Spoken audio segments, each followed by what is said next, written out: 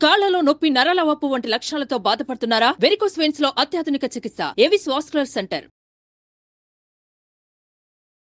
నమస్తే రమగారు. నమస్తే జయ. రమగారు, విక్రమ బేతాళ కథలు చాలా రోజులు అవుతున్నట్టు అనిపిస్తోంది నాకు. ఏదైనా ఒక కథ చెప్పండి రమగారు. చాలా రోజులు అవ్వలేదు, ఈ నెలలో చెప్పాం. నీకు చాలా రోజులైన ఫీలింగ్ వస్తుంది. ఎప్పుడండి లాస్ట్ టైం చెప్పలేదు కదా మనం? చెప్పాను లాస్ట్ వీక్ ఎప్పుడో వేసారే, అమ్మవారి గుళ్ళో నుంచి వెళ్ళిపోయింది కదా. ఇంకోటి చెప్దాం. ఓకే.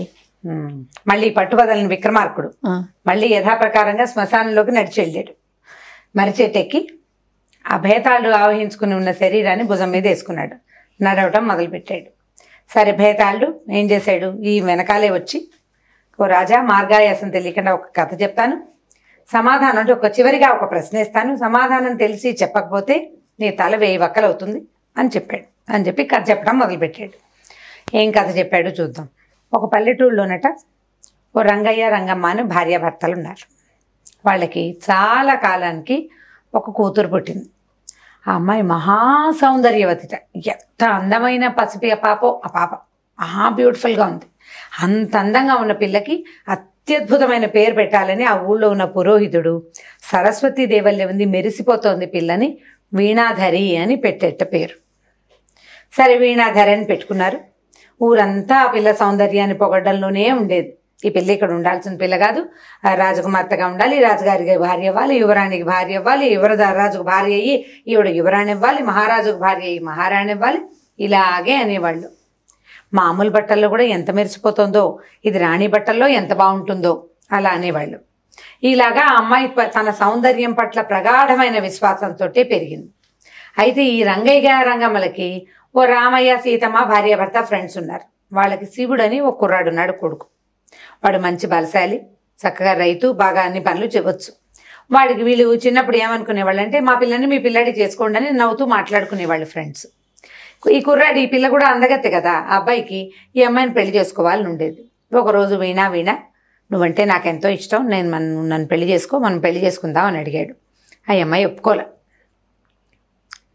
నేను మహారాణి యోగం ఉందని అందరూ చెప్తున్నారు ప్రతి వాళ్ళు, నాకు నువ్వు నా మీద ఆశ పెట్టుకోవద్దు అని చెప్పేసరికల్లా ఏమైంది, ఇంకా అతను ఏమంటాడు, ఆ అమ్మాయికి మహారాణి అయిపోవాలని ఉంది, కాదు నేను నన్ను చేసుకోవాల్సిందేనని అనలేకపోయాడు.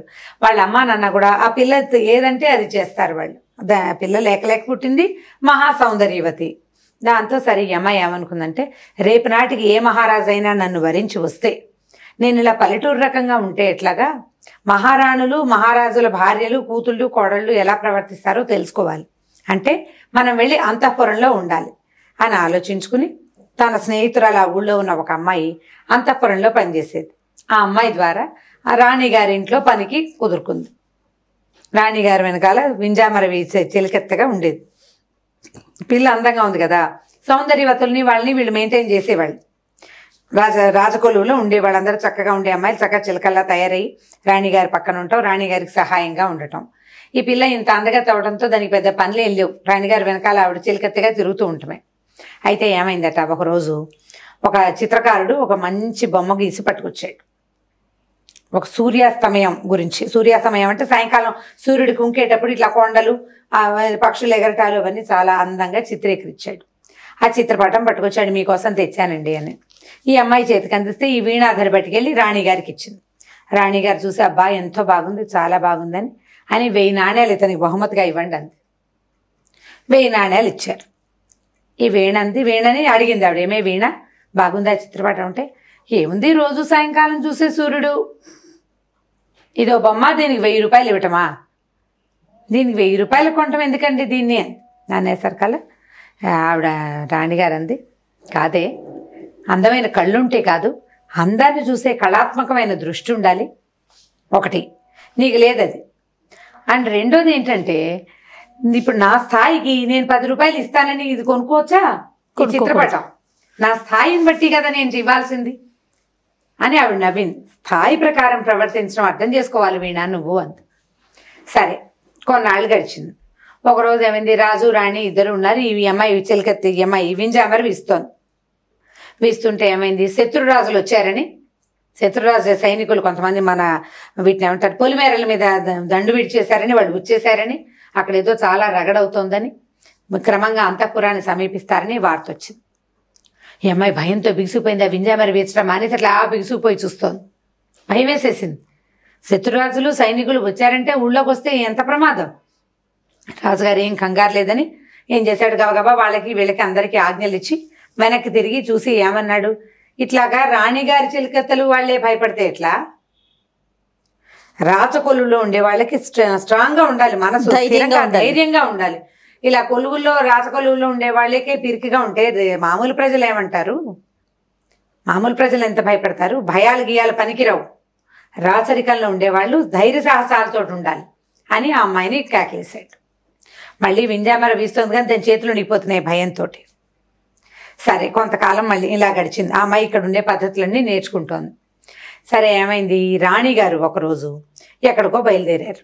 ఈ అమ్మాయిని కూడా రమ్మన్నారు. కొంతమంది చిలకత్తలు తీసుకెళ్తుంటే కాదండి నాకు తలనొప్పి, వీపు నొప్పి, కాలు నొప్పి ఏదో చెప్పి ఉండిపోయింది. ఆ అమ్మాయి కోరిక ఏంటంటే రాణిగారి అలంకారాలన్నీ తను అలంకరించుకుని అద్దంలో చూసుకుని సంతోషించాలని కోరిక. రాణిగారు ఊళ్ళో ఉండగా అది కుదరదు, చుట్టుపక్కల పెద్ద చిలకత్తలందరూ ఉండగా కుదరదు. తనకంటే చిన్న వాళ్ళు ఉన్నారనుకో, వాళ్ళు సరదా పడతారు, చూసినా ఎవరికి చెప్పరు. సాటి వాళ్ళు ఉంటే ఏమంటారు, ఈ పని చేయకూడదు అని కేకలేస్తారు, తప్పంటారు కదా. అందుకని వాళ్ళందరూ వెళ్ళిపోవటం కోసం నేను రాను, తలనొప్పి మెడనొప్పి చెప్పింది. రాణిగారు ఆవిడ తాలూకు ప్రధాన చిలకత్తలు వ్యవహారం అంతా వెళ్ళిపోయి ఈ వీణకి ఏం చెప్పారు, చిన్న పొన్న జనం ఉన్నారు, కాస్త అంతఃపురాన్ని చూసుకో, పడుకుంటే పడుకో, మాత్ర వేసుకో, రెస్ట్ తీసుకోమన్నారు. ఈ అమ్మాయి ఏం చేసింది, చక్కగా రాణిగారి వస్త్రాలన్నీ తీసి చక్కగా అలంకరించుకుంది. అద్దంలో చూసుకుంటుంటే చటుక్కున ఒక కుర్రాడు వచ్చాడు లోపలికి. రాణిగారి అబ్బాయి.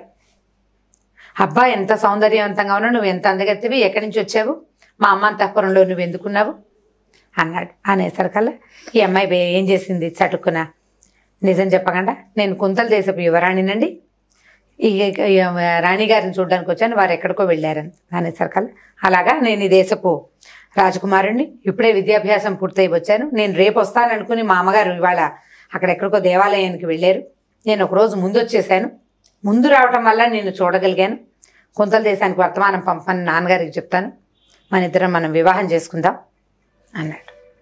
అనేసరికల్లా ఈ అమ్మాయి ఏం చేసిన ఒక క్షణం ఆలోచించుకుని, కాదండి మీకు ఒక విషయం చెప్పాలి, నేను యువరాణిని అనుకుని మీరు నన్ను పెళ్లి చేసుకుంటానంటున్నారు, ఒకవేళ నేను మిమ్మల్ని చేసుకోనని చెప్పాను అనుకోండి మీరేం చేస్తారు అని అడిగింది. నువ్వు నన్ను చేసుకొని అన్నావు అనుకో, ఏముంది నీకంటే అందుకతే ఇంకోత నాకు దొరుకుతుంది, ఇంకా అందుకతే నేను వెతుక్కుంటాను అంటే ఈ అమ్మాయి దండం పెట్టి, కాదండి నేను యువరాణిని కాను, సిల్కత్తని, ఫలానా ఊళ్ళో ఉంటాను, నిజం చెప్పింది. మేము ఇక్కడ ఉండటానికి కొద్ది రోజులు ఇక్కడ ఉండటానికి వచ్చాను, రాణిగారు బయటికి వెళ్తే ఆ అలంకరించుకుని చూసుకోవాలనే ఉద్దేశంతో రాణిగారి వస్త్రాలు అవి ధరించాను, కానీ నేను రాజకుమార్తెను కానండి, వెళ్ళొస్తాను యువరాజా, సెలవు అని నమస్కారం పెట్టి ఇంటికి వెళ్ళిపోయింది. రాణిగారు వచ్చాక సాయంకాలం నేను వెళ్ళిపోతానండి, మా అమ్మ నాన్న గుర్తొస్తున్నారు, ఇంక ఈ కొలువు నాకు చాలా వెళ్ళిపోయింది. ఇంటికి వెళ్ళాక తండ్రికి చెప్పిన, నాన్న శివుడు బావ నన్ను పెళ్లి చేసుకుంటానన్నాడు, వాళ్ళతో మామయ్య వాళ్ళతో మాట్లాడు, పెళ్లి సంబంధం ముహూర్తాన్ని నిశ్చయించేసి పెళ్లి చేసుకుంటానని పెళ్లి చేసేసుకుంది. పెళ్ళి అయిపోయింది. ఇప్పుడు బేతాళుడు అడిగాడు, రాజా వీణాధరి ఇలాంటి నిర్ణయం ఎందుకు తీసుకుంది, ఈ అమ్మాయి మహారాణి స్థాయికి ఎలా ప్రవర్తించాలో తెలియకపోవటం వల్ల, కళాత్మక దృష్టి లేదు నీకు అని రాణిగారు అమ్మాయిని కేకలేయటం వల్ల, ఇంత పిరికిదానివి నువ్వు రాచరిక వ్యవస్థకి పనికిరావని రాజుగారు తిట్టడం వల్ల, లేకపోతే యువరాణికి తన తగనేమోనని భయం వేసిందా ఆ అమ్మాయికి, ఎందుకు వీణాధరి ఈ నిర్ణయానికి వచ్చిందో చెప్పాలి నువ్వు. రాజు ఏమన్నాడంటే, అవేవి కారణాలు కావు, రాచరిక వ్యవస్థకి ఆమె తగదు, ధైర్య సాహసాలు మెల్లిగా వస్తాయి, రాణిగారు ధైర్యంగా లేకపోయినా వచ్చిన ప్రాబ్లం లేదు. ఒకటి, ఇప్పుడు రాణిగారికి కళాత్మక దృష్టి ఉన్నా లేకపోయినా రాణియే, 1000 రూపాయలు కొనకపోతే 100 రూపాయలకు కొంటుంది, రాణియే, రాణిగా ఉండటంలో ఏ అనుమానము లేదు. ఈ అమ్మాయి ఈ నిర్ణయం ఎందుకు తీసుకుందంటే, నువ్వు కాదంటే నేను ఇంకొక అమ్మాయిని వెతుకుతాను నీకంటే అందగతని అని ఆ యువరాజు చెప్పేసరికల్లా, ఇప్పుడు నా అందం ఇతనికి చాలదు, నేను ఇంత సౌందర్యవతనైనా రేపొద్దున నాకంటే అందగతి కనపడంగానే ఇంకోతని తెస్తాడు, అప్పుడు నేను ఇన్ఫీరియర్ గానే అవుతాను. నా మొదటి ఇన్ఫీరియారిటీ ఏమిటి, నేను పల్లెటూరు దాన్ని అవటం, మా అమ్మ నాన్న పేద రైతులు అవటం. నా సౌందర్యం నా తాలూకు సుపీరియర్ థింగ్.